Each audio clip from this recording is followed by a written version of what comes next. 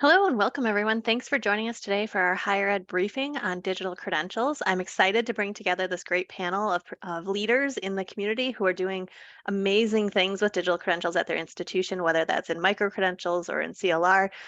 So they're going to share their stories. We will have some time for questions a little bit throughout after each institution shares their story, but we'll save a bulk of time at the end too for kind of overall questions for all of the panelists. Feel free to use the chat throughout to share your thoughts, ideas, questions. We also have the Q&A panel open, so if you have a question that you would like us to address, please put it there so we don't lose it in the chat. We will try to keep an eye on the chat, but it's nice if we can keep that going in the question and answer area. And with that, I'm excited to announce my presenters.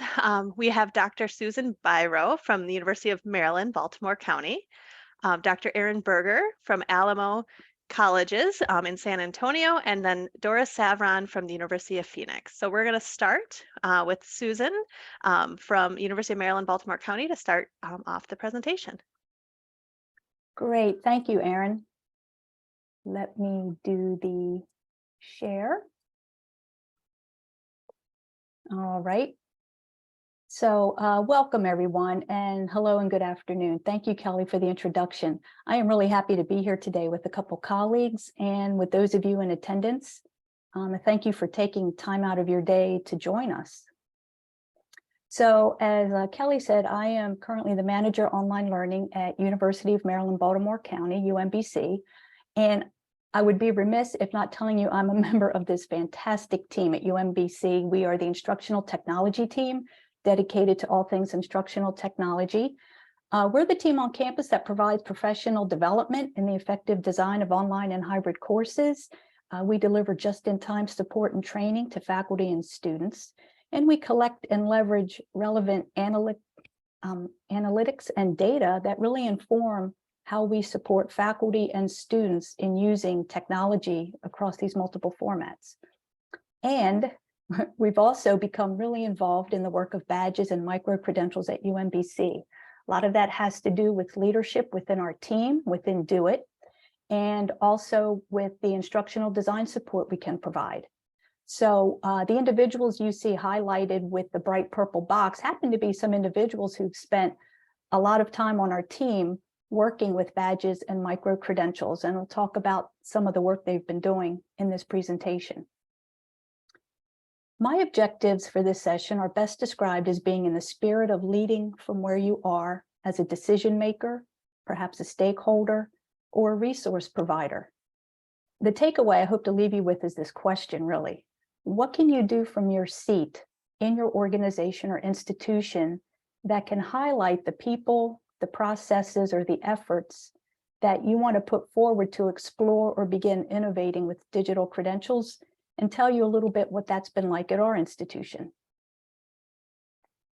So a little bit about who we are, if you're not familiar.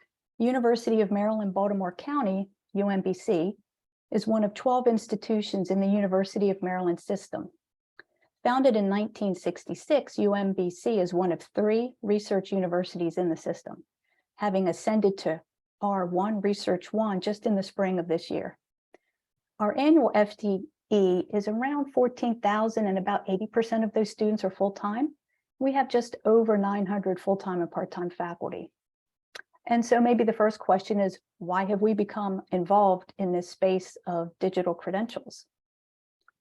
Tellingly, a former Vice Provost and Dean of Undergraduate Education, Dr. Diane Lee, might have summed it up best when she asked the community this broad question a few years ago. As part of UMBC's vision and mission, how can we ensure that all of our students leave UMBC with the necessary academic skills and co-curricular experiences that support their journey of lifelong learning? So UMBC has been exploring and issuing badges for several years prior to my coming on board. And throughout that time, the people in Do It and in other colleges, departments, and teams at the institution have been fortunate to have some leadership and support across campus. So today we're issuing badges and exploring micro-credentials that can help our students capture all of their academic and co-curricular experiences with us in ways that are meaningful to them and can be shared with others. So for us, this is about helping students share their complete and full lifelong learning experiences that have helped drive efforts around badging and micro-credentials. So in terms of some very general context, just this one slide that probably most of you are familiar with, a quick review of how not only we have evolved, but higher education. And that is about today's traditional transcript. As probably many in this session know, that transcript emerged in the early 1900s. It was the agreed upon format between institutions, specifically designed for registrars and faculty, two important stakeholders, in order to capture student learning and accomplishments from one institution to another. Simple. The agreed upon criteria facilitated transfer credit processes between institutions, and with terminology we're familiar with today, it helped ensure the integrity and verification of student achievements. At that time, there were only 4 critical factors deemed important to understanding a student's level of prior preparation or what they had achieved. Those 4 elements were the date of achieving it, the name of the institution, the instructor's name or title, and the grade earned. So while the utility of the transcript has remained important in capturing basic information, by the early 2000s, national organizations that represented the registrars at our institutions, student affairs leadership, and those who specialize in learning outcomes were all invested in this question of how can we augment the transcript with a new record of student learning, experiences, and achievements. That investment and collaborative efforts, along with other initiatives, which that's not what this presentation is about, but let's just say those targeted audiences, the work they did together has helped lead many of us to the Comprehensive Learner Record, or CLR, that we've come to know today as a customizable and personal digital record for all student learning achievements. So a CLR can show a complete picture of a student's learning journey while allowing institutions to manage and showcase records such as discrete courses, internship, skills, or open badges. So as UMBC started to explore and issue badges or other digital credentials in the last 5 to 6 years, the impetus was to begin making a shift from static educational records such as solely a transcript to something that is more flexible and portable for students, and in the form of online digital credentials that are created, verified, and issued to students about the skills that they've attained. So badging and micro-credentials have become increasingly popular in higher education and professional workspaces, going back to the early 2000s again. Digital badges are validated indicators of that student's accomplishment or skill, can be earned in many learning environments. Micro-credentials can reflect a range of learning experiences, starting with a single competency and progressing to multiple badges or micromasters. One way we've described it for our audience at the institution is to say badges may represent micro-credentials in the same way that a diploma represents a degree. The emphasis is not on whether a student completed a particular course, but rather it tries to address that question: did the student achieve equivalent learning outcomes? And so I just have a few visual slides here. I thought I would show you some of the badges that UMBC has been able to issue in the past 5 to 6 years. And some of these represent student achievements, faculty, or staff. What you see on this particular slide are student badges that can be earned for achieving and demonstrating specific competencies in terms of leadership, financial literacy, or academic integrity. These are some student badges that have been created recently. The AV Audiovisual Studio within Do It said, we have student workers who are learning some specific, discrete, marketable skills. And how can we give these students something that they can take with them to employers or for internships? So that's one example. And there are others here for research skills. These are professional development badges that are available from our HR workplace and wellness department. These focus on staff competencies in supervision, project management, or career development. And a final example, a few more badges geared toward faculty who have completed alternate delivery program training with us and they can demonstrate skills in course design or application of the Quality Matters rubric. So I'd like to highlight a few examples and lessons learned in the past 2 to 3 years about how efforts have evolved and expanded at UMBC. And I want to talk about a pilot, some of our partners internally and externally, and another initiative along the way. So the pilot I want to talk about first comes from our work with the Greater Washington Partnership, or GWP. So the GWP is focused on bridging pathways between STEM and non-STEM learners. We want to create opportunities for students to acquire stackable credentials in those high-demand technology skills. Now, in 2018, the GWP partnership launched Capital CoLab in order to drive solutions that prepared more learners for those in-demand tech roles in the capital region, which extends from Baltimore to Richmond. So CoLab's vision has been very clear to make this capital region the most diverse digital tech workforce in the country. They want to achieve this by partnering with employers and educators to build a digital tech pathway so that all students can access in-demand industry-aligned skills. So as a university partner, UMBC has been able to create courses and issue digital badges to students who have demonstrated the knowledge, skills, and abilities that are associated with what industry leaders are looking for with technical skills. So this has meant opportunities for UMBC students to supplement their degree program work with badging opportunities. These badges also position them for valuable internships in the region.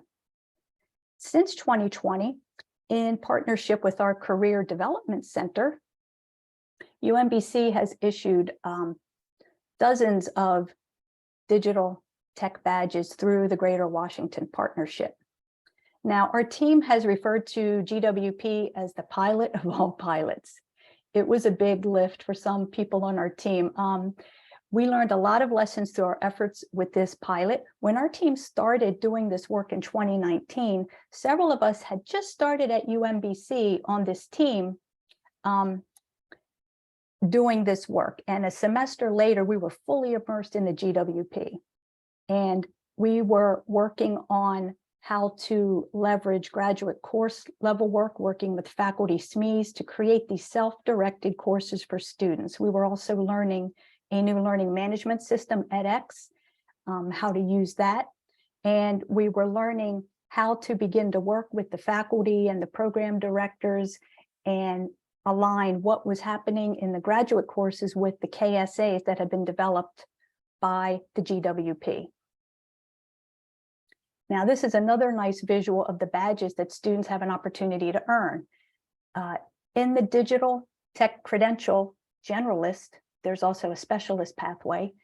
There are a series of 6 individual courses and badges that students, when completed, if they complete all 6, they have completed a pathway to earning a stackable badge. Now, while some students have chosen not to do all 6 courses and maybe they've selected a few, they still have the opportunity to earn these individual discrete badges that they can take forward that represent components of the digital tech credential. Although I have to say our Career Center has been very proactive in reaching back out to those students and encouraging them to finish the work and get the full stackable credential. So as I've said, this pilot of all pilot taught us many lessons, and that's why I wanted to start with this one. It was the biggest for many of us working in this space. This was the first time for us. It was exciting. It was innovative. It was in many ways new work, but I'll be honest, in many ways, it's typical of a lot of work we do, right? We needed to start with buy-in. So for us, we were fortunate to step into a space where leadership from the Division of Information Technology and our Division of Professional Studies had already identified graduate programs and courses that were really ideally suited for what the GWP and industry leaders were looking for. And our team worked very closely with the graduate level faculty as the subject matter experts, and everyone involved needed to understand and value what we were proposing in terms of repurposing discrete graduate courses into smaller, specific online asynchronous courses that would scaffold student achievement along these digital tech credentials, and they would emerge with a badge. Instructional design support. That's a big takeaway. As you begin these conversations or continue the partnerships, one of my biggest lessons and observations with this pilot and others is the need for instructional design support when you are either creating or repurposing courses that you have. As our team engaged with really a largely adjunct faculty population, there were challenges in ensuring courses had specific measurable outcomes that we could align with the knowledge, skills, and abilities required by the Greater Washington Partnership. That takes some very specific hands-on work.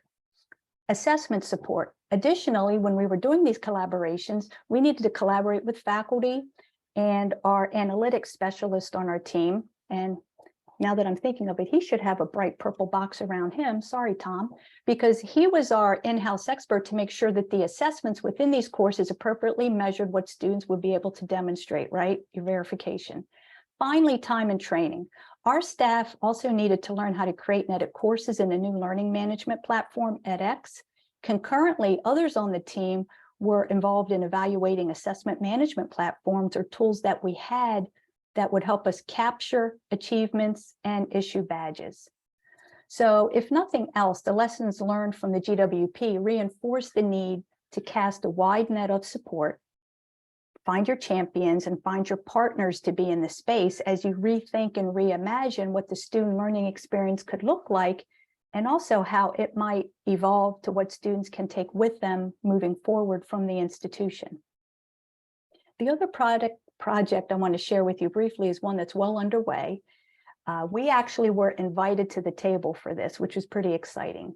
It is the STEM Ready initiative, also coming out of DPS, the Division of Professional Studies. This initiative is another opportunity to partner both internally and externally. For our team, we are partnering with DPS again.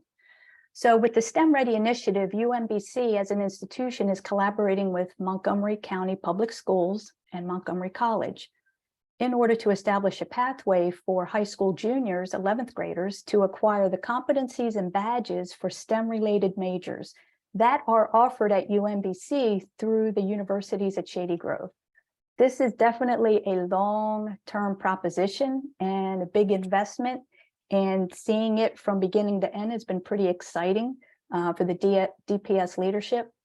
So what's exciting for us about the work is the opportunity for students in high school who might be interested in a STEM-related field to start acquiring those skills and earning badges along the way. So these badges will follow them throughout their community college experience to the four-year institution, hopefully us, and beyond. A couple of the lessons learned here that were a little different than GWP for us is that we were on board a little more for the technical infrastructure. So what kind of internal processes and technical infrastructure do we need to capture data on high school students who are not yet official UMBC students, right? And you may think, wow, that is definitely a future problem. It's not if you want to start collecting this while they're in high school. So at the table, there have been conversations between Division of Information Technology, registrar, and our team about what we can do. And I think there's more to come on those questions and solutions, but they're being elevated now. And it's also based on what we've learned with doing other badging and initiatives. So stepping into the space of digital credentials might be happening organically where you are with a variety of planners and partners, or it might be more intentional and strategic. I think in either instance, it's important to always find your partners and stakeholders in order to build on what's happening or clarify a direction or a strategy. This shared vision obviously will benefit everyone, and it's important to have everyone at the table at the right time. For example, instructional technology or the registrar, even if it's we want to do some fact finding and dig around a little bit. So developing a digital credentialing strategy begins with the people. And I've talked about people, process, and product. So who's on the journey with you now, but who might you bring along if you could? So again, I say from your seat within the organization, what might your people path look like? So at UMBC, we've been building and creating relationships in a few important ways. First, our successful partnership with the Career Center, as I said. When we first created the GWP courses, the Career Center was not yet on our radar, but as these courses were designed and deployed, our leadership realized that there was a greater audience for whom these specific and portable badges could be utilized. And we have great synergy with the Career Center because they've definitely taken the lead to market and offer these courses in a practicum experience. And they're the ones that recruit the students, support them, and come back and get them to finish all 6. The second partnership I would note comes via academic programming. We are partnering with programs in health administration and policy and the College of Teaching and Learning Sciences. These partnerships have started with working on program and course mapping, i.e. instructional design work, to ensure alignment between outcomes and assessments that could support new opportunities for these program directors when it comes to credentialing. So we've definitely applied what we've learned about mapping and what needs to be done to expedite this alignment work that's really critical. And so finally, we're building on an existing relationship with the Center for Democracy and Civic Life. This group does the work of fostering civic learning and democratic engagement. So they provide co-curricular and experiential learning opportunities. So they recognize these as important achievements for students who continue their learning beyond UMBC. And in similar fashion, mapping their experiences, outcomes, and artifacts has been a priority. So for us, the next step in this journey touches on processes that support this vision. So for example, with the GWP, our team had to learn the new platform edX. We were also beginning to learn about a new assessment management system that could allow us to capture artifacts that support issuing badges. And so some of the questions I think are important takeaways. What's the infrastructure you need that can evolve with your institution? Who might you talk to about the tools you have that capture student learning? Or who might you talk to about what you need to uncover about the tools that you might need, whether that's IT, registrar, continuing education. So I hope I've established the importance of having a team that spans across the campus, even for things that you're not sure that you need yet. And if possible, who are some external stakeholders or partners, just like we've started to connect with the region, K-12, community college, who might you connect with? And so while product development can and maybe should happen concurrently when you cultivate the people in the process, what are the aspirations when it comes to digital credentials? What might that look like at your organization? They are today's examples of what this might look like, badges and micro-credentials. And how can we stay open to how this will continue to evolve really across higher education and industries, not simply at UMBC. So my key takeaways for this afternoon: remembering that not one size fits all when it comes to digital credentials. Try to stay open as you evolve and learn as an institution. Identify the buy-in and be clear about the value add for your partners and your students. Let's not forget, we need to make sure they stay aware of what they can earn and why it's valuable. And start where you are. Who might you collaborate with in existing programs or departments? And can you develop a proof of concept or pilot that lets someone start to take some first steps? So no matter what stage you are, keep talking about the processes that you need to support the work, and be sure you have everyone at the table. So it's said that every journey begins with a single step, but we all know it takes many partners to fulfill that journey. We don't do this work in isolation.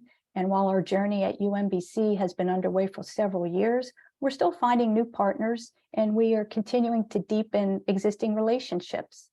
And the final way that I think the institution has shown it wants to squarely stay in this space is that just within this semester, a new position has been created within the Division of Professional Studies, a coordinator digital credentials. And that position is tasked with coordinating the university's efforts to build the large-scale micro-credentialing program. We are at a point where we need to more clearly operationalize and cohese all these processes.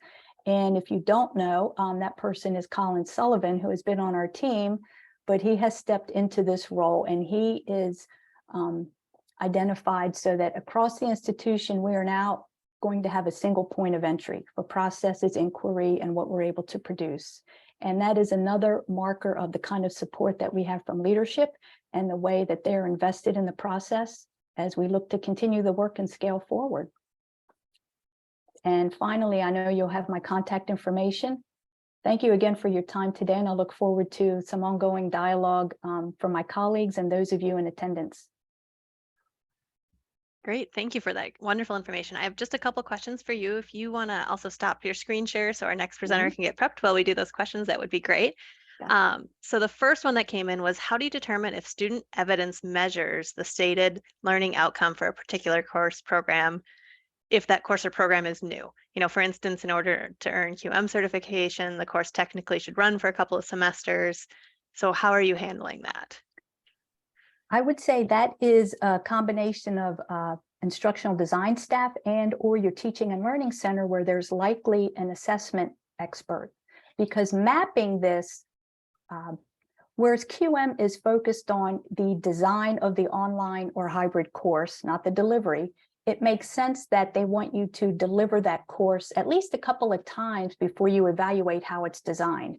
But when you're talking about a program, whether it's new or been around a while, talk to the program director. Are these program objectives driven by local accrediting agencies? And if so, then you begin mapping them to the courses, the course outcomes, and the course assessments. And you often need someone from assessment or your data team or an instructional design specialist. Perfect. Thank you. And I'll save the rest of the questions for our Q&A at the end. And at this point, I'll turn it over to Eryn to share their story. All right, thank you so much, Kelly. And thank you, Susan, for a great kickoff with this presentation.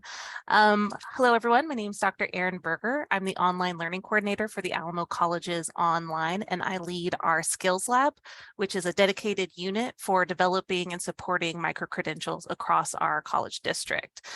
Today, what I really wanted to focus in on and talking with you is about two key stakeholder groups that we found really central to developing this work, and that is faculty and employers. So first, I just kind of want to ground us in who we are at the Alamo Colleges. So I think, as Kelly said at the open, I come from the Alamo Colleges in San Antonio, Texas, where our mission is empowering our diverse communities for success. We're actually 5 independently accredited colleges. We serve a really diverse student body. So we always like to start any presentation with who are our students, because this is who we serve. All 5 of our colleges are Hispanic serving institutions. One of them is, I think, one of the only HBCUs and Hispanically serving institutions. In addition, a good chunk of our students are in situations where they are economically disadvantaged, they're food insecure, they're under-resourced. And we really keep this in front of mind when we think about why it's so important to develop microcredentials and give students the social mobility and opportunity that comes with being able to communicate their skills more broadly and effectively to employers. San Antonio, Texas is in Berger County, and you know, if you're from here, you might pronounce it Bear. But this is a little look at some of our potential learners. So we see that there's a pretty significant number in our local community of individuals who have a high school degree, but have a high school diploma but no degree, or have some college and no degree. And so what we really think about here is these are learners who could really benefit from micro-credentials. When you kind of broaden this out, this is our larger service area where you see several of our surrounding counties that we also get students from. Again, really high numbers of learners, our potential learners, with some college, no degree, or with only a high school diploma. When we think about why is it so important for this particular aspect of our community to develop these skills, we think about how we can work to bridge some skills gaps that have been identified. Specifically, what we hear from on a local level to a national level is that there is a skills gap, and a skills gap in particular around what we like to call uniquely human skills, what some people hear as 21st century or marketable skills. And those are skills like critical thinking, communication, empathy, etc. Why are these so important? Well, employers are saying that they can't find graduates who have these, you know, in quote, soft skills. And in fact, a lot of employers are also saying that those soft skills are equally as important, if not more important, than some of the technical skills. And this really challenged us to think about what we're equipping students with and how we're preparing them to go out into the job market and talk about their skills. Another thing that kind of strikes me is this statistic here that 65% of school children will work in jobs that haven't even been invented yet. So as we think about why it's so important to focus on these uniquely human skills as automation becomes more important in all of our lives, is how can we really strengthen those human skills for our learners. These are just some statistics that also jump out at us. 2 in 5 working adults have completed a non-degree credential. So we're seeing that these non-degree credentials are taking up a bigger part of people's higher education levels. And then from those, the ones that are having the highest alumni ratings are those coming from community colleges. And so when we reflect on that, we think of ourselves as, you know what, we're really well positioned to start offering these and to be a provider of those non-degree credentials. For us, this is really about diversity and equity, especially in today's job market where so much is, you know, depending on AI recognition. Do you have the right combination of words in your job application? We think that these credentials, by give students a language to talk about their skills and provide that way for it to be automatically recognized in their transcripts, in their resumes, on their LinkedIn. They can be searchable. And we really think that this is an equity issue because a lot of students and learners coming from disadvantaged backgrounds don't have that social capital to know to talk about the kinds of skills that we're promoting. And so essentially, this is why we created the Skills Lab at the Alamo colleges, where we are dedicated to supporting skill development and providing training solutions.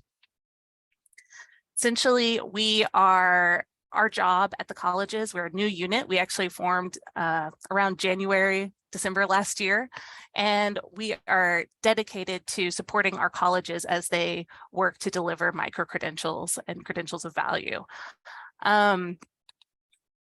What does that look like at our college? So a lot of our work involves training. So we train faculty and staff to embed badges, these skills badges, into credit-bearing courses.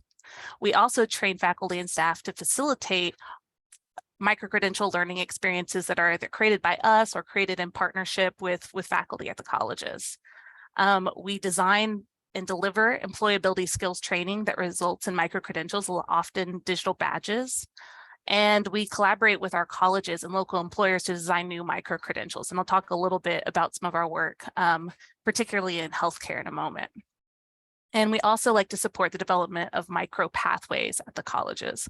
So 2 or more stackable credentials that can lead a student to a high wage in demand career. And why do we do this? Again, it's all about awarding verified micro-credentials that articulate those in-demand marketable and technical skills. We think that this is going to give our learners that competitiveness on the job market and be able to increase their social mobility. We have a few guiding principles that really undergird all of the work that we're doing, all the micro-credentials that we develop. We say, you know, it needs to represent an in-demand skill. We don't want to be focusing on things that really aren't going to benefit that learner. So that's one of the questions that we ask groups that they come to us and they say, you know what, we're thinking about creating a micro-credential about X. It's like, how is that going to help the learner, right? And so really making sure that we're learner-centered and learner-focused in everything that we're doing. We also want to make sure that it requires some form of skills assessment.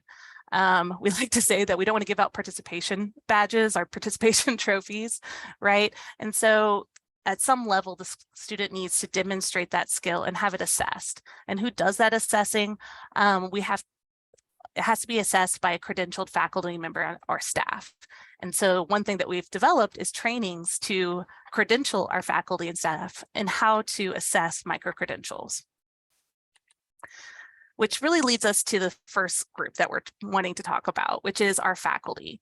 So we knew that from the beginning that we had to have faculty engagement for our micro-credential efforts to be successful. too often our faculty are kind of tasked with something that comes down the pipeline, and it's that, oh, one more thing, right? And so we knew that we had to get their buy-in early on. And so one of our ways of doing that was to create what we call the Course Plus Badge initiative. So the Course Plus Badge project was essentially our effort to train faculty to embed marketable skills badges in their 4-credit courses. It's a 10-week training that we developed that guides faculty through a process where they create badge activities and maybe make some minor course redesigns to their existing courses. And really what was important here was for us to connect with faculty and let them know, we're not trying to change your course, we're trying to elevate, we're trying to recognize what you already do. And I think that that was something that really clicked with our faculty, was thinking about, well, of course my students in my writing class learn critical thinking. They do this project, they do this report, but what we're telling them is like, all right, so let's tell them that they're learning that skill, because sometimes it's this hidden curriculum that's in our courses that they might not, the student might not recognize that they're getting from it. And so we wanted to give faculty also a way of showing that the student that they're learning the skill, and the student the ability to show an employer that they've learned this skill, and that kind of self-validation that I have learned this skill and that they can speak to it now when they go into job interviews. So within this 10-week training, they, as I said, create some digital badge activities, they do some course redesign, and ultimately they receive a badge specialist digital badge themselves, which is what you see on this slide here.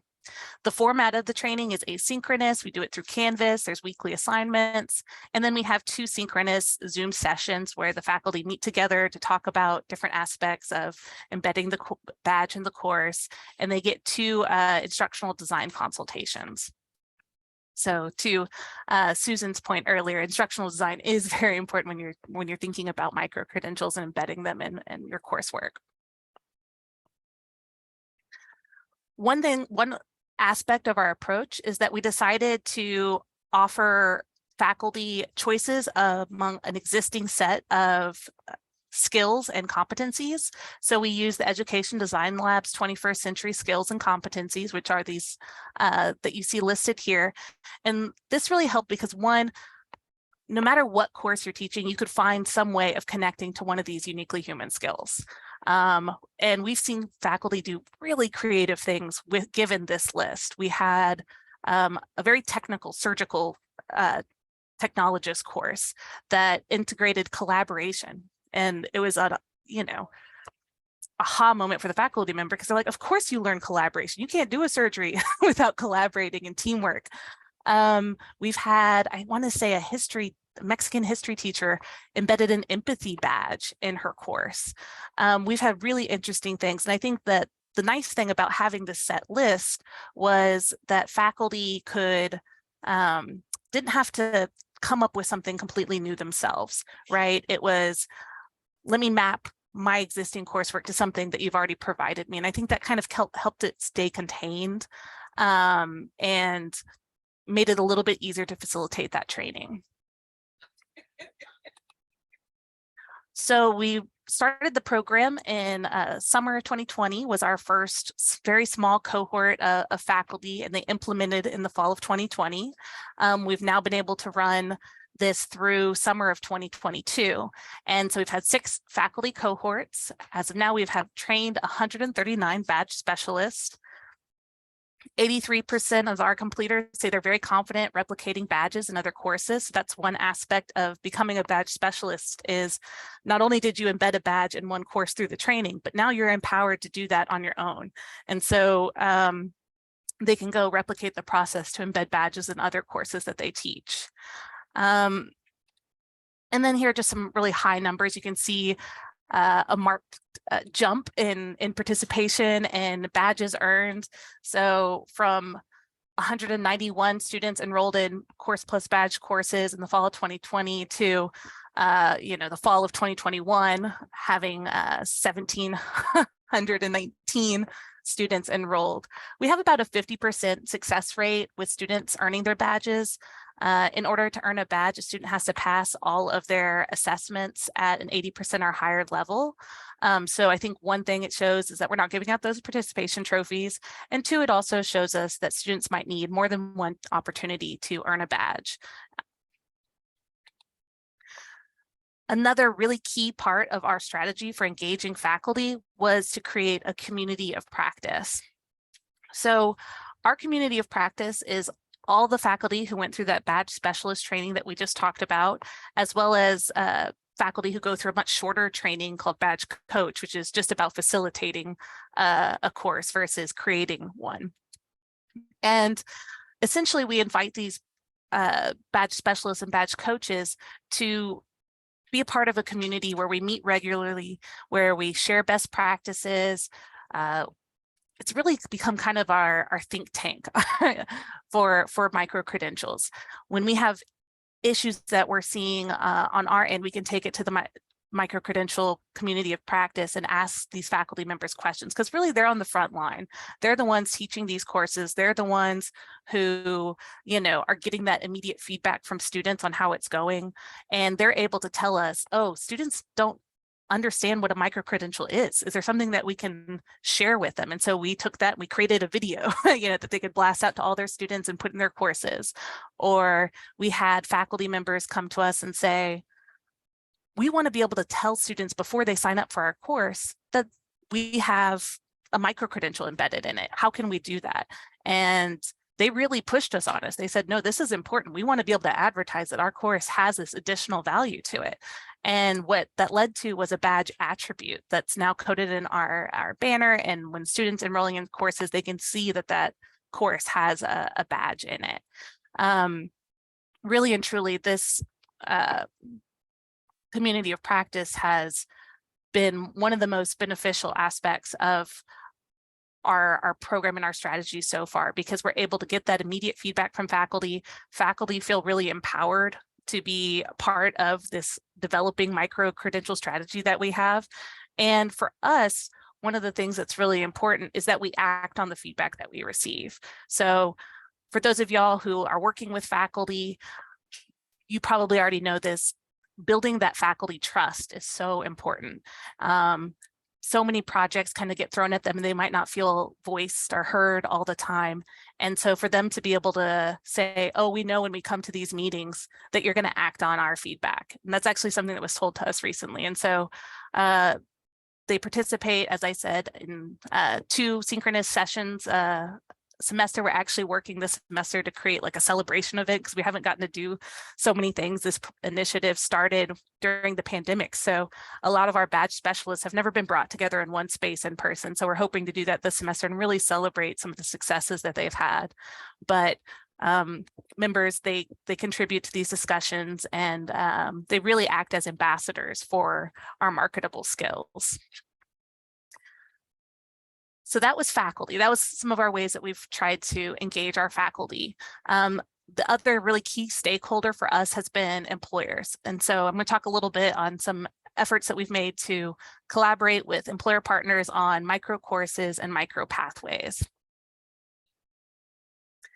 So just a few quick little definitions. What we call a micro course at the Alamo colleges is a short non-credit learning experience, usually 10 to 15 hours for a learner to complete, that focuses on a single in-demand skill, and it results in a micro-credential, generally a digital badge. We also are working on what we call micro pathways, which is a definition that's actually coming from the Education Design Lab, that is 2 or more stackable credentials that lead to jobs in high growth sectors and path towards a degree. So one of the things that we've been working on is creating micro courses that can live and be offered on our kind of continuing education side of the house, that can be built along paths to these in-demand careers that have credentials connected directly, with industry recognized certifications, kind of stacked towards degrees. And one thing we're working on right now is that transition from CE to credit, and how we can use micro courses and digital badges to transfer that credit. For the last year, we've been heavily invested in healthcare micro pathways. Late 2019, we got two pretty large state grants to develop and design micro pathways and micro credentials. And what we did is we immediately went to our local healthcare employers to find different ways we could partner on this. And we've done that in a couple different ways in the last year. One is that we've had feedback sessions. So we've met with healthcare employers in a number of different ways. We've met with them individually. I would say that this is a really effective method if you want to go deep on something, because you're able to have that kind of back and forth. We've also met with entire teams. Sometimes, we would have a meeting that we thought was an individual meeting, and then we ended up meeting with like 20 different folks. So definitely there's, being ready to pivot given the kind of meeting that you find yourself in. And then we also had a workforce conference that our economic workforce development team had for local employers, and that we were able to come and present at. So we've had some different ways to elicit feedback. I think some of the things that we found really helpful is to have very structured asks, like what are your questions going in, having something for them to respond to. So we would show kind of prototypes. Here's the pathway that we have. Does this progression look right to you? Does this career lead to this career? If not, okay, well, what's your feedback on that? And so one thing that we've developed was working alongside the Education Design Lab was a protocol of kind of questions that could really guide some of these conversations and make sure that we were getting the results that we wanted from those feedback sessions.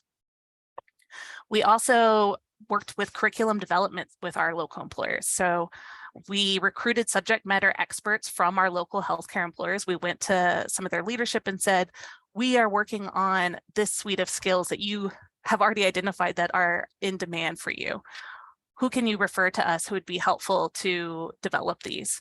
And they jumped on it. They were excited. And luckily we had some grant funding to be able to offer our subject matter experts for their time in developing our curriculum. But I think that also builds that level of trust that this micro-credential is going to mean something. Your own people told us what needs to be in here, right? We also had invited our healthcare employers to be a part of our pilots. So when we were piloting a phlebotomy fundamentals course, we had partners one of our healthcare partners who oversaw nurse externs, she said, I think this would be a great micro-credential for our nurse externs. And so we said, would you like to invite people to pilot it with us? And so again, working and communicating with local employers throughout the design process and throughout these pilots gave us opportunities to get different kinds of feedback. So the feedback that we got from our feedback sessions was, very much coming from the leadership.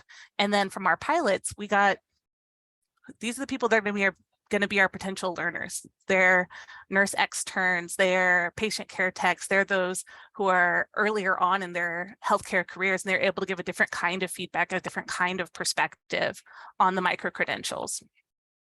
And then lastly, we've been able to experiment some with what we call a badge to hire model, where we worked with one of our local healthcare employers to guarantee job interviews to people who completed a digital badge micro course.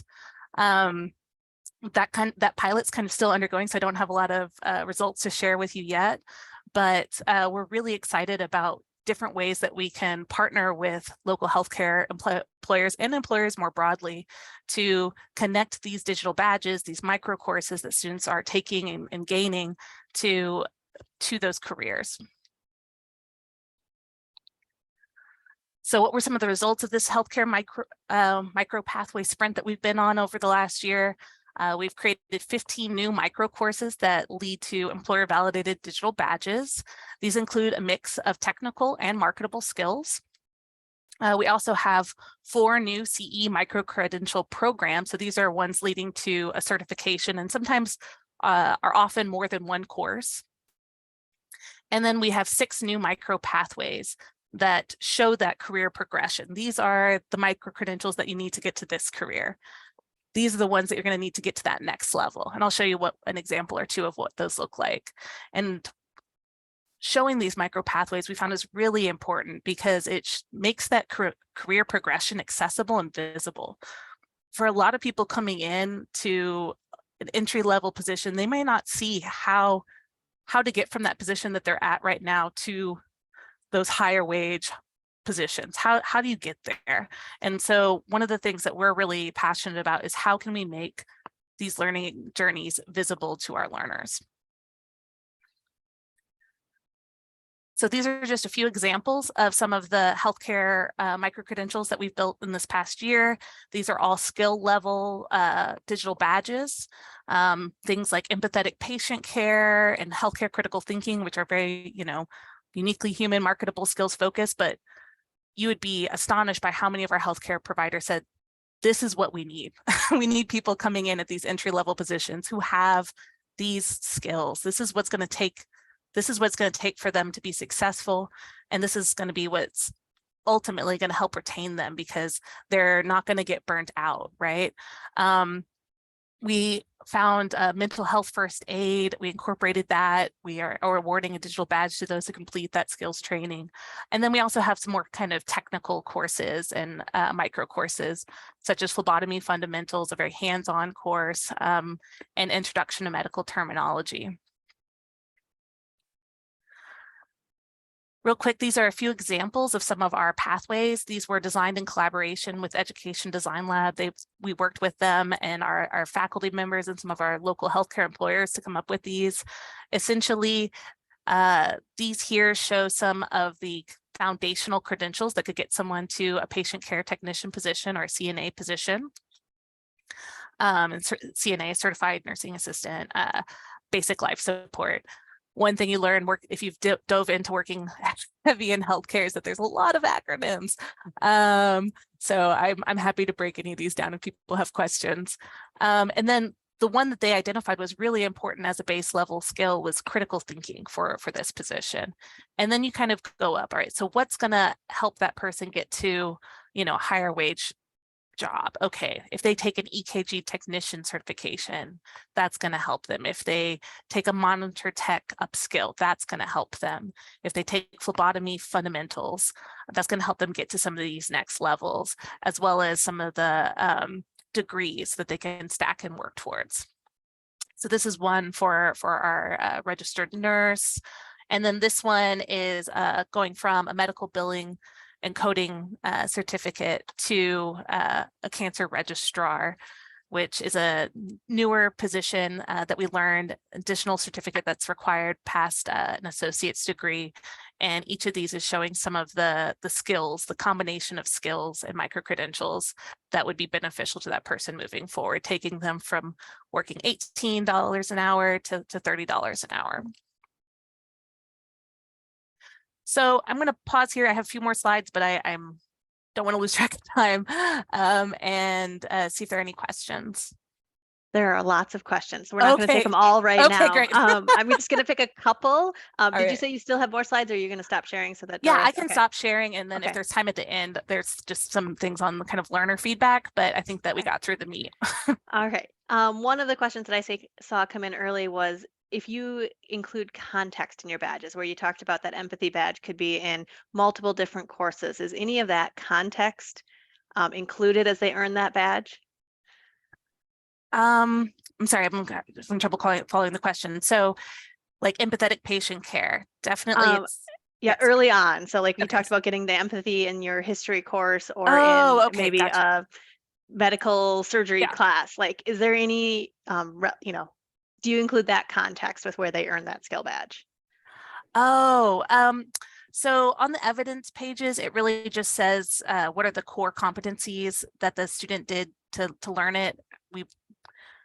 I think in those particular courses, those skills are broad enough that they aren't so hyper specialized to say, critical thinking earned in in this course. But I think that's a great thought. We've kind of been toying with the idea of having evidence submission required. Right now, we don't want to have any additional burdens to the student to claiming their badge. I don't know if other people, we can get into some of like the technical bits of it, but sometimes we find it difficult to try and get the student just through some of the the base level technologies to claim their badge, that we didn't want to add another obstacle. Yep, that makes sense. So there's a number of other questions we'll come back to at the end, Definitely. but we'll transition now to Doris to share what they're doing at the University of Phoenix, and then Great. continue to put your questions in the Q&A area. We have time at the end set aside to answer those. So thank you, everyone. Great, thank you.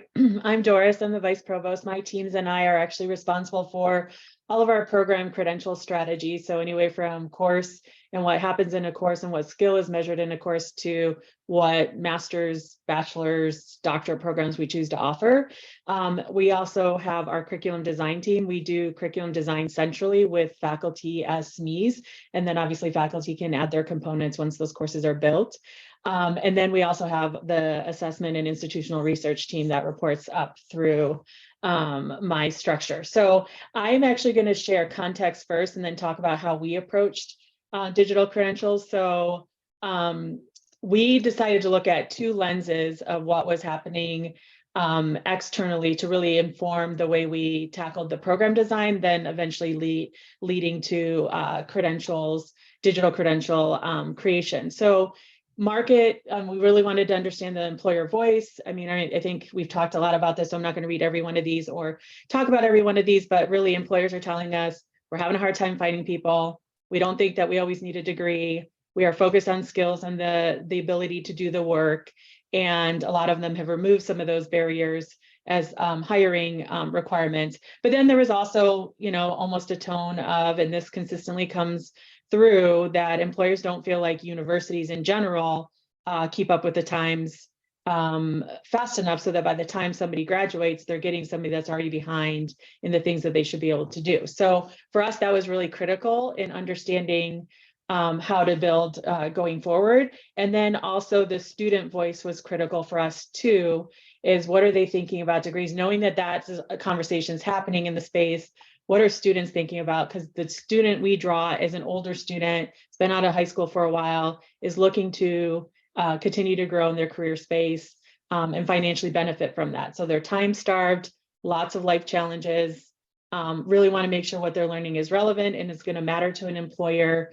And so that then got us to a place where we had to rethink how we actually packaged our credentials. So we started with everything that we already had in place, our programs and our certificates, to say, okay, we know that we've already aligned these two program outcomes that are tied to skills, that are tied to jobs, that are supposed to be, students are supposed to be prepared for. We also exposed them to skills within the courses, but what we didn't do is get down to the assessment level of all those other complementary skills that feed up to program skills. So we remapped every single program. We started about 2 years ago, and we're about to finish our final programs over the course of the next couple of months. And the program blueprint is where we started, and then that feeds course information and other collateral. But what goes into that blueprint is really our faculty voice. A lot of our faculty work in the spaces they teach, obviously our dean's voice, the programmatic accreditors, our advisory councils. Each area has their own specific advisory councils made up of leaders in the community that are able to tell us not only what the challenges are today with skills, but what are they forecasting the skills of the future to be. And then we look at obviously all kinds of market research and industry reports to tell us forecasts about where jobs are going, what skills are tied to those jobs. And then we use quite a bit of information from MZ, who does a lot of data research and captures and curates all open jobs and skills. So that information then informs our deans of the skills that are in demand for in-demand jobs that are coming or are current.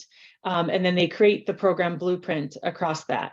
So I know there's a lot of academics on the call, so market language is very different than accreditor language. So that blueprint that we create for each program helps us speak the language of the market, helps us formulate and use language that students understand, and helps us meet the language of our accreditors. So it's almost like the Rosetta Stone of what the program is able to accomplish and meets all the needs of all the different stakeholders in our group. So that then we outline the program learning outcomes that are tied to the most in-demand high-level competencies. And then each of our courses have in-demand skills that are complementary to those competencies, and then that gets packaged into course design.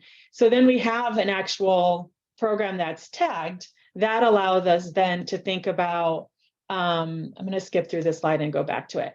That allowed us then to think about, well, how do we want to display that? How do we want to give students artifacts for that? And what is going to be our vision around badging? Because we also heard from employers, there's so many people doing badges, both inside the industry and through the academic institutions, that we just don't know how to tell what's of value and what isn't. And they actually use the language, I think, Eryn, you mentioned this in your talk, we don't want participation trophies. We want evidence that they actually are able to do the things that you're saying the badge says they can do. And so for us, the big heavy lift really was around tying very specific, authentic assessments to each of those skills in the course that we identified to be in demand and critical part of the program. And then that gave us a foundation to start with, and we could package things however we wanted. But we did land as an institution that we were not going to badge celebrations. Like, celebrations are important to us. We feel like students should get something, we should be celebrating with them, but that ends up being on their campus pages. It's a graphic and some message that we'll send to them to help celebrate with them. Some students cut and paste that and share that on their social media profiles, but we felt like the actual badging and the credentials we create have to be assessed. Learning has to be assessed, and they do also have to be tied to an in-demand skill that's important to employers, similar to what Eryn's group had landed on. So that came from a number of different places of research. We use a lot of our opportunity in the One EdTech space to really work with the different stakeholders and the different conferences that they share data in. We've got lots of employer feedback from our workforce solutions team, who their job is to continue to glean information from our employer partners. And so that's where we landed on that. We're going to test 3 options. One is a badge for every skill. We're going to test an option which is more of a micro-credential approach, where it's a set of skills that lead to a higher level competency. And then we can also test an option to badge some professional development, because we do have a group that designs professional development courses for our employers. So we did learn from those tests in the MBA program that although students love, the more badges you can give them, the happier they are. So there is a motivation factor for students. We did feel like badging every skill could be overkill based on what the feedback from employers were. So we landed on almost an in-between. There are times where it makes sense that skills in a particular course are badgeable and valuable based on what the employers are telling us are important for those skills. And then there are times where it's a collection of skills covered over multiple courses that we feel like makes the value of the badge. And so we tested into that approach in nursing. In the nursing space, we didn't even think the badging language would work. So we're like, well, we have an example where we want to test a higher level skill that came from our advisory council, saying that all nurses, regardless of where they work, should be prepared to serve in emergencies. And that came on the heels of several years ago, there was massive fires in the West. There was severe weather in the Midwest, hurricanes we just saw in the Southeast, and then obviously the pandemic. And so they said it doesn't matter whether they work in an ER or not, they have to be able to just step in and help in an emergency, in a public emergency. And so we took information from our advisory councils. We also saw that there was some states that had public health emergency preparedness like certifications for nurses. And then we also saw that there was an industry exam that nurses could actually take and get certified. And we crosswalked those skills with the skills that we had in a couple of our courses that also were aimed for public health. And we covered 80% of the skills were already in the courses. And then we adapted the courses to add the additional. And then we created the credential. And surprising to us, it was actually the highest accepted badge and the highest shared badge than any other badge we tested, which we thought would be the opposite. So that was a lesson learned for us to continue to really understand the student voice as much as what the industry is saying. And so that credential, emergency preparedness, can be earned in a degree program, but we also opened up those 2 courses for nurses that work and already have their degree in other spaces, and they can just take those courses as non-degree students. And so that's an example of like where we wanted to test our way into it. And so now we also, our final test was around, well, what about all the gen ed courses? There's so many opportunities to teach skills through those. And we know, I mean, those that are in academics know that it creates a holistic person. There are learnings that happen in those general education courses, but our students are like, I don't want to waste money on these. I don't want to waste time on these. I don't understand the value of these. And so we also mapped our general education courses to in-demand skills that made sense for that general education outcome. And then badged in those first 6 courses that students take that are kind of our first year sequence to those skills. And that actually has been, we did surveys, and the information from students that came out of that has been incredibly inspiring on how they feel like that's going to help them be able to articulate what they're learning in a more effective way that will matter to an employer. We're also now doing focus groups. So we're doing some sessions where we're interviewing students and just walking them through the classroom, walking them through the badge, asking them questions about what resonates here. Were you able to tell why this was valuable? Where is there gaps of information? We're learning quite a bit from that, and we'll be able to share out when those are done. But that has validated for us that we landed in the right space. It has to be something that's assessed to an in-demand skill that's going to matters to an employer, and that it could be done within a degree program. It could be done with single courses. And that's the path we're taking now to execute. I did want to talk a little bit about the stakeholders. I know Eryn and Susan had both mentioned this. A couple that I didn't hear mentioned that I thought were critical to our success because of our size and our needed infrastructure to be able to automate all this. We are not manually doing any of this.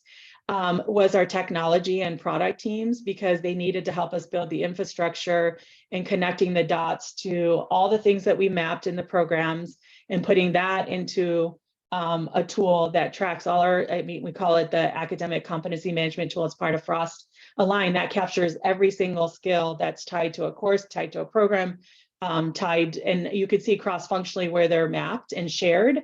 And then we are able to put badge criteria in there as well. That then connects to our LMS, where we were able to tag each assessment to a skill, so that when somebody gets a specific score threshold, that feeds information directly to our badging partner, Credly, to say this person met all the criteria, send them an email about their badge. So that's all done in the back end in the infrastructure. The final piece where the data is becoming super critical and our data teams are involved is really how do you build then that into an updated achievement record? I know Susan and Eryn both talked about this, the criticalness of it's no longer just the transcript. What is the secondary, what we call the secondary transcript, and eventually we'll map it to be more along the standards of the comprehensive learner record, is what are they coming in with? How do we capture that? What are they earning while they're with us? And then how do we make that mobile for them to take wherever they are or share it with whoever they want to share it with?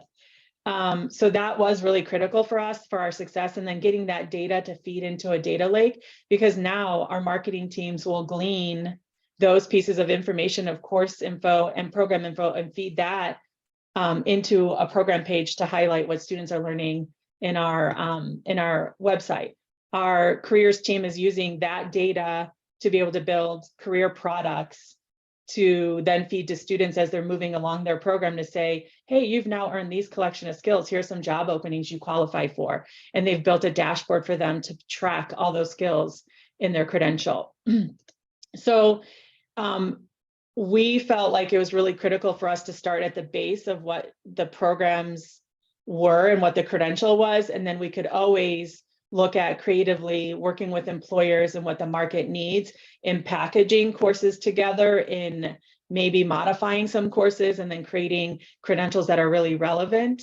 The one that keeps coming up lately has been our employers are asking for more DEIB credentialing. And so we already mapped to a university learning goal that's a digital or a cultural competence goal. So we're looking at where is that built in some of our courses, but then also building a non-degree path where students can take it for credit for electives and get the credential around that. And it could be a series of courses, and then the employers could actually use it for their employees as well to build that skill in their, that competency in their environment.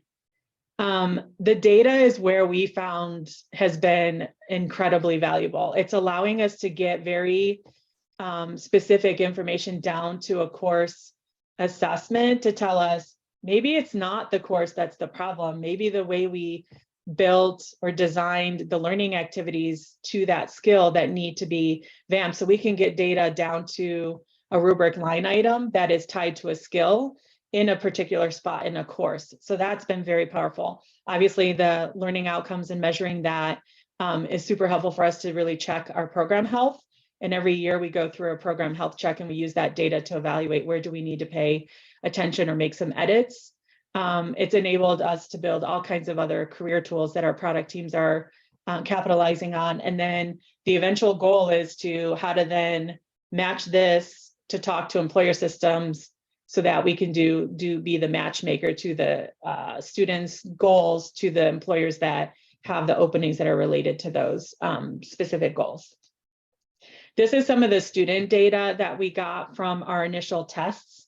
And going back to, I think there was a question about how do you get the data before you get it evaluated. We always start with pilots. We feel like it's critical because there's a lot of learning. Even though we've done our due diligence and discovery ahead of time, there's always something to be learned when it goes live. And so we do that first, then we have the data, and then that tells us how we want to execute. And so you could tell from the student voice, they're understanding the professional benefit, how it showed. Our goal was to really be able to articulate to them why it was a relevant skill. So when we build the curriculum, we're not just saying this is the skill in the assessment, we're talking about the scenarios that they would use that skill in, why it's critical and important, and reminding them of the job titles that are associated with the credential that they signed up for. We wanted to check motivation. Is this motivating them to continue? Because life gets hard, and we want to make sure that we're continuously reminding students about their dream and their goals. And then we wanted to be able to get their insights on sharing. The one thing we did learn is that it's not that people didn't want to share. 20-some% of the students didn't have a clue of how to share it or why to share it. So we had to go back and do a lot of education of the student population as well. And one of the critical partners in that was our academic advising and our enrollment teams, so that they were able to speak the same language that we were. I think that is it. Are there questions? All right. Yes, there are lots of questions. So I'm going to ask questions now, and feel free, these are kind of to all of the panelists, so feel free to all jump in.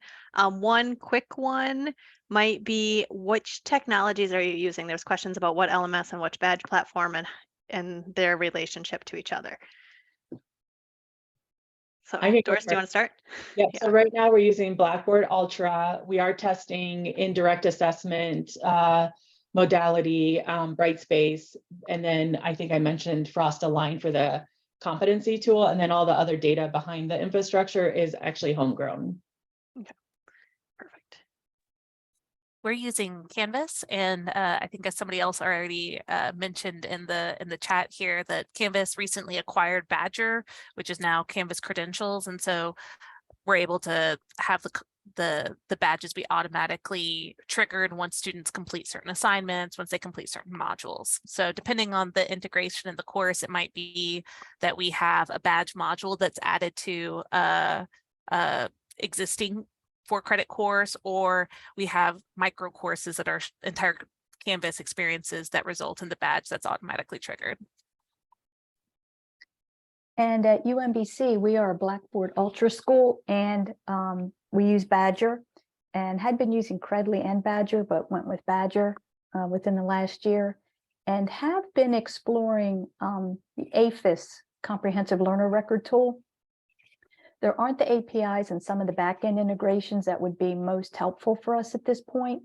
So that new coordinator of digital learning I referenced, I think that's probably in the top 3 of his tasks in the coming year, is to dig more deeply into that to see if that's going to be the tool, moving forward, or if we maybe need to look at a few others that will let us do that, pull that data out of the LMS and get it in there so that we can just, because to what both of you said, there's even the mapping that happens within a tool like that it clearly lays out. And I've been looking at the chat and the Q&A and a lot of great questions and themes around. And I think maybe from Eryn and Doris's, when I listen to you, a lot of this isn't new work when it comes to mapping. When you think about it, in-person instruction, accreditation, this is work that has been going on, should be going on, right? Is that there are clear, specific, measurable Bloom's taxonomy or the taxonomy of choice that are specific, actionable. And what we're doing is either uncovering or pulling out those that might be most salient for industry or students, which is pretty exciting. So I think it's leveraging the work that should have been done. I don't know if either of you have another take on that. I can share from our take. Yeah, I mean, like I said, a lot of because when we went back and mapped the programs, 80% of the programs already had the skills in them. The difference was aligning the courses and making sure the assessments were authentic to that skill and not just exposing them to this skill and introducing the skill, but really assessing their ability to apply it. So that's where most of our mapping work ended up being, is building those assessments to align to those skills. But we've always had to prove out that it's aligned to our programmatic standards. So the skills are already built in from that standpoint. And we've always used the job SIPSOC codes and skills from ONET in the past. It's just the packaging and how students are having to prove the application of that skill has changed. Definitely. I would second what Doris was saying there. For us, especially in that course plus badge training that we've created, a lot of that is really focused on creating assessments that are going to align to these skill subcompetencies that have already been defined. So I'm thinking for, oral communication, to earn that skills badge, one of the subcompetencies is listening actively. So they need to be able to demonstrate their ability to listen actively. That means that instructor, if they're going to embed that badge, has to create an assessment that is specific to just that skill. They may have had an assessment before that, that was a piece of it, but, it was kind of iffy whether the student really completed that and had that part. So a lot of it for us is working with faculty members to really refine and hone in on the assessments to make sure that they're meeting those skills. Oh, great. Another question that came in is, would you say finding a partner is the critical step before an institution or program even starts the development of microcredentials? So whether that's an employer partner or another organization that's kind of committed to this work, do you feel like that's first? Like, who's going to receive the badge before you start making the microcredentials? Or is it okay to start the microcredentials and then find where they're going? I'm going to say that I think depends on what the micro-credential is. So for us, the gen eds for us, as long as we were mapping to in-demand skill, we knew that employers weren't going to hire from a first, second course on. Those are entry-level skills, but they're still critical and students need to be able to talk about them. So we didn't worry about finding a partner there. We wanted to just have the insights of what partners thought about credentials, making sure we built our vision in a way that is going to resonate with those voices. And then the partnership on the nursing one naturally came through our academic or our industry councils. And now we are getting we're getting approached by our workforce solutions teams that now that they're seeing some examples, they're coming and reaching out to try to partner on some things.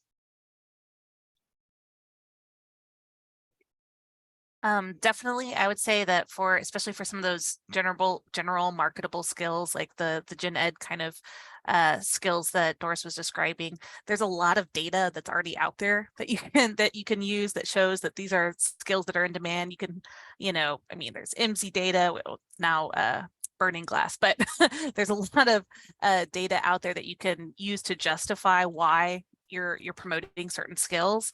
And then for us, when we started getting more into these like industry specific skills, I think that's when those employer partners really became key. We knew that there is I think nationally, but in San Antonio, there's a dearth of nurses and healthcare workers. And so we really spent this last year working carefully with our healthcare employers for what are the positions that they're that they need filled the most? What are the skills that people applying to those positions don't have that they wish they did?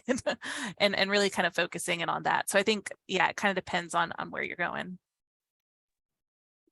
And I agree with both of that. And I thought Doris said something really well, is a pilot is helpful. We still are doing pilots because we're still learning things. And what I might suggest is go where you have traction right now internally at the institution. And if you can do a pilot, what will happen is the processes, the gaps, the technical things that you need to tighten up, or the partners you need to bring to the table will become evident, so that you might be better positioned if a partner comes to you and you say, oh, we do have processes now. We have done this pilot, and these are some things that we're doing to make sure that if somebody comes to us like STEM Ready or GWP, we kind of know what we need to keep doing the work. You don't want to maybe do a pilot with an external partner. It's one way to think about it. That's a great point. A question about your assessment. So do you have do your badges have rubrics or assessment methods to measure the learning, the rubrics outline? Okay, so do you have rubrics tied to your badges and evidence that links to the digital objects created that represent these outcomes? And having that work done, how well did the faculty and instructors adapt to authoring these more kind of specific learning experiences instead of their broader? Like even Eryn, you had mentioned earlier, it might have been a part of an assessment before, now it's got to be a separate one. So how did your faculty and instructors handle that? For us, I think that's why we had to design a 10-week training was partially because, it isn't something that it takes a little bit, right? And so it takes a bit of kind of reconfiguring and rethinking, what's the purpose of this assignment? What's the purpose of this assessment? And really kind of focusing in on just those skills. So for us, we took, sometimes faculty members would break down existing assignments into parts to meet those assessment criteria. But having a structured approach for training them, I think, is what was really helpful for us. So that way it wasn't kind of one-offs. We could, bring a whole cohort of faculty through at a time and train them on how to do it.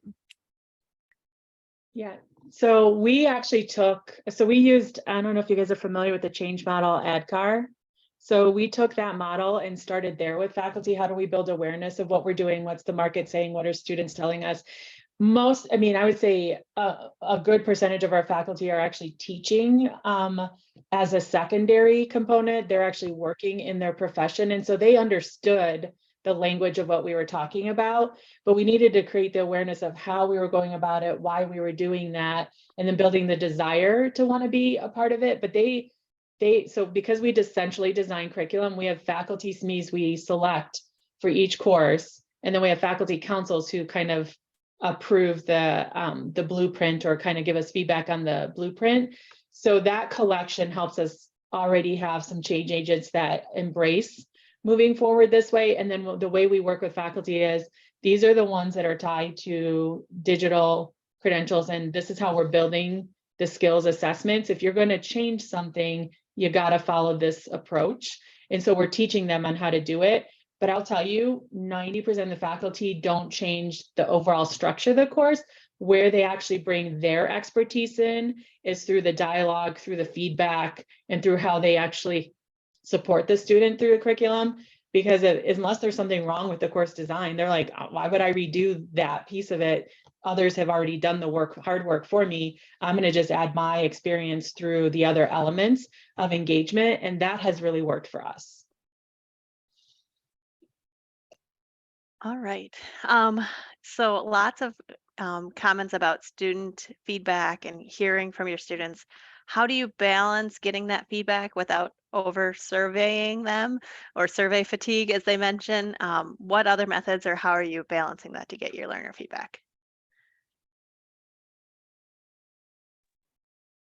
So we have a process internally. Anytime we seek to get student feedback, there's a central governance structure that really looks at what's already being done in whatever time period that we want to do it. And we try to take certain segments because it's more of the academic stuff, and our students inside the course are always willing to engage with us on the courses. We have a little bit more freedom to do the feedback and focus sessions.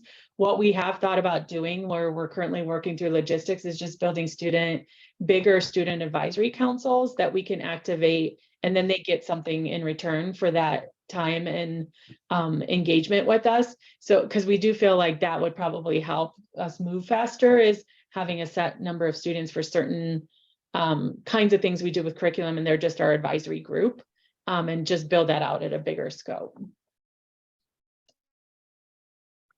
Any other perspectives? Okay.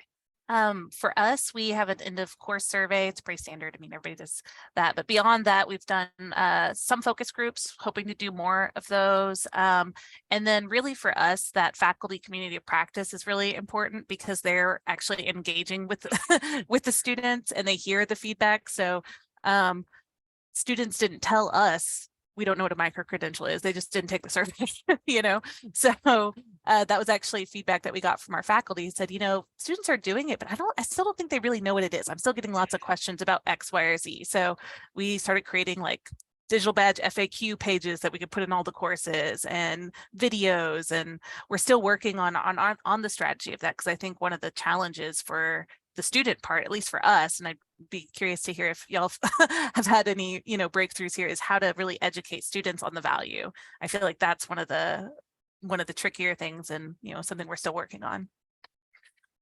I would agree with all that and say that I'm actually learning a lot from Eryn and Doris. You're a little farther down the path than we are, although we know these things are as important. And like you, we struggle with over surveying. I know the Career Center, the director who oversees that practicum for those GWP competencies, she is constantly in communication with each cohort. And like anything, her emails and outreach, you know, sometimes it's just a little harder to reel them back in. But we have had some experiences with some institutional scaling, say around OERs and other things, where we leverage the Student Government Association, the student newspaper, social media. We get our marketing folks involved, both in the division as well as at the institutional level. So I think we know some of those pieces. And I think as we begin to formulate what faculty or staff training around badges looks like, that's going to be a big part of it, is just keep pushing it out there and start to collect some student testimonials if we can. Yeah. Great. We have just 2 minutes left. So I'm going to ask this question because I'm guessing it's a little bit aspirational for some of you. As you go down this micro-credential path, are you looking to create more competency-based education courses instead of time-based that reflect the skills you're tracking through your micro-credential work? I'll go. We're doing both. So we feel like there's an audience for both. Not everyone wants competency-based. So what I described is we've already done that work of the competencies and mapping skills there. There's no reason why we shouldn't do it in our traditional, or what we call our standard path, even though we're not traditional. No matter what path a student takes, they'll actually get benefit from that. And we're actually now piloting direct assessment version of competency-based, just to learn from that as well. Anyone else? I would say we are interested in exploring both as well. We want to capture all the students who are coming through, whether they are that new traditional student, which not the non-traditional, but the new traditional, the adult learner coming back, as well as the undergrad. So I know that's important as a single point of entry to try to make sure we capture all that. Great. And then just for us, I mean, we're definitely interested in both. I'd say, you know, and maybe an understatement, it's an uphill battle sometimes to talk about, you know, getting away from hours, right? But for our micro courses, you know, we say that they're 10 to 15 hours, generally speaking, to complete, but really they're self-paced, asynchronous.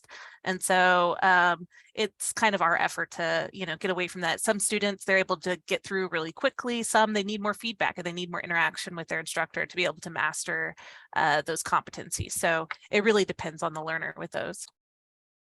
And with that, Thank you all. Thank you very much for attending. Thanks for sharing your stories. Attendees, thank you. I apologize we did not get to all of the questions. Maybe we can do a follow-up blog or something. We'll kind of look at that. Couple of things that just as a reminder, there's lots of links in the chat. We will send the recording and the slides to everybody who has registered. And if you're interested in continuing learning, we do have our Digital Credential Summit coming up in Dallas at the end of February, and that link was in the chat. Thank you all so much for joining us. Feel free to reach out if you have any other questions, but have a great afternoon. Thanks, everyone.